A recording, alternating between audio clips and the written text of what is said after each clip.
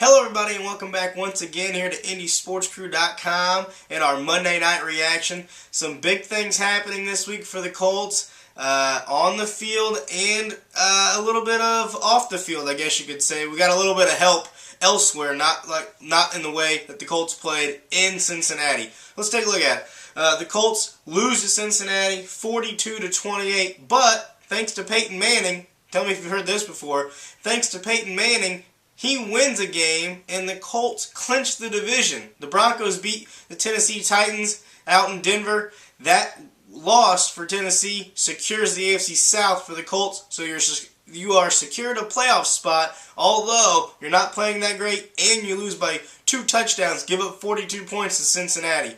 Couple of high points that we do need to talk about and some good things that happen in Cincinnati, but first you have to start off by looking at something that's becoming a major issue and a major problem for the Colts, and that's the defense. The defense struggles again, like I mentioned. 42 points for the Bengals. Andy Dalton looked like a pro's pro out there. A.J. Green, the Colts can't check that guy anyway, even if they were 100% healthy, but Darius Butler, way overmatched. Cassius Vaughn, way overmatched. Greg Toller's out. Vontae Davis doesn't have a chance against him right now. Just overmatched right there, but it wasn't just A.J. Green that got it done.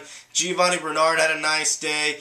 Dalton looked really good. He was very comfortable in the pocket. Not enough pressure on him from the defensive line and the linebacker. So the defense struggles. In the last 7 games, they're giving up an average of 31 points a game. That's not going to cut it once you get to the playoffs, as we know that's where the Colts are going.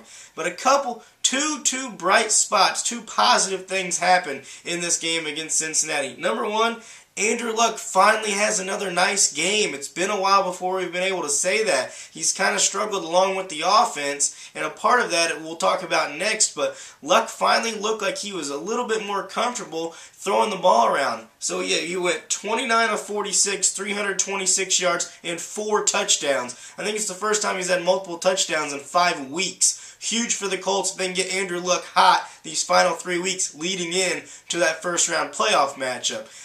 Possibly the reason that Andrew looked more comfortable, 2 breakout performances by a couple of wideouts, Derrick Rogers and Levon Brazil. Brazil's been around for a little bit. Rogers, it's his first game. He gets his first catches in an NFL jersey yesterday, but he had a huge game. Rogers, 6 catches, 107 yards and 2 touchdowns. Levon Brazil, 3 catches, 53 yards, also 2 touchdowns. And another little, I won't say it was a bright shining star, but a positive move for Trent Richardson. Richardson, 5 catches for 68 yards out of the backfield. That's huge for him, maybe a little bit of a confidence boost. But for Derrick Rogers and Levon Brazil, this is huge for numerous reasons. Number 1, Andrew Luck has more weapons, more people he feels comfortable throwing the ball to. We know that Darius Hayward-Bay is now not a number 2 wide receiver. He's going to get cut back, and I think it's going to be Rogers and Brazil splitting that duties. T.Y. Hilton has been unable to get on track lately because he's been double-teamed every time he goes out in the pass pattern.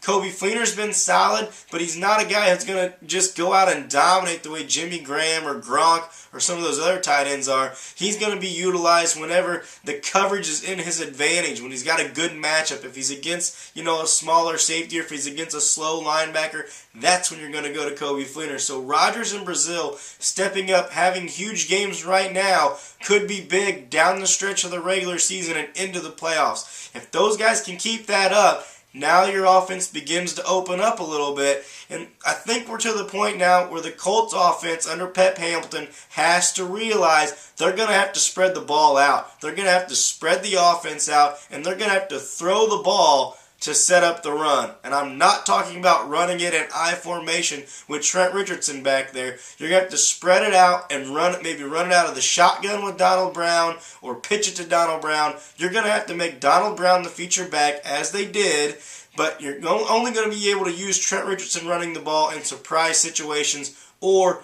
goal line, short yardage situations when you got to pound it in there.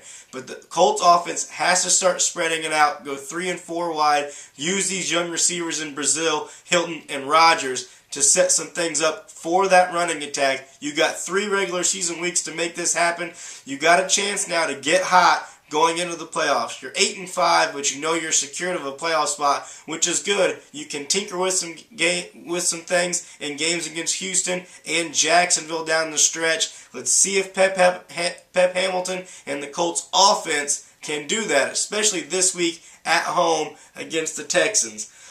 I know a lot of people are talking about the instant replay that happened at the end of the first half when they overturned that call for a touchdown. And yeah, was that a factor in the game? Yes. But you still gave up 42 points. Even if you take that touchdown away, it's going to be a 35-point game for the Bengals. You're not going to win any games when you're giving up that many points. I'm not going to spend any more time on that because the defense played so poorly yesterday, you didn't deserve to win on the road.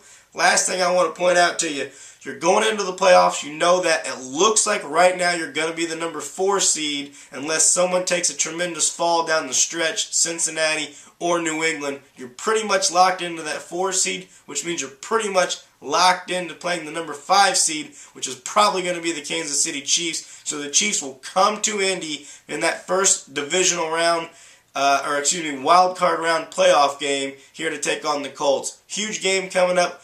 And you're going to see them in 2 weeks after you play the Texans. So a little bit of preview. We'll see how much of a chess match that's going to be and how much each team's going to show their cards, per se, in that matchup. But we'll talk about that one later. Thanks for coming to AnySportsCrew.com, and we'll see you again next time.